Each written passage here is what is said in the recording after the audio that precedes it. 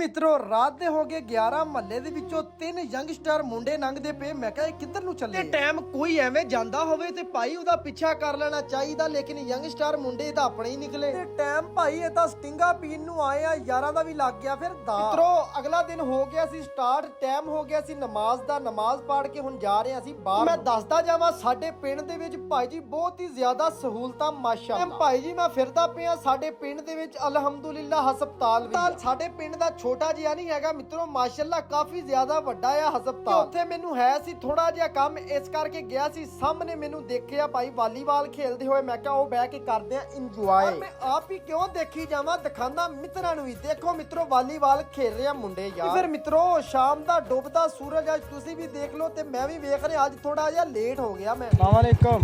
हाँ जी कारी भाई डेरे आवा की बनया, खैरियत ते है? गल सुननी आया मैं कारी साहब हुणे। ਜਾ ਕਾਰੀ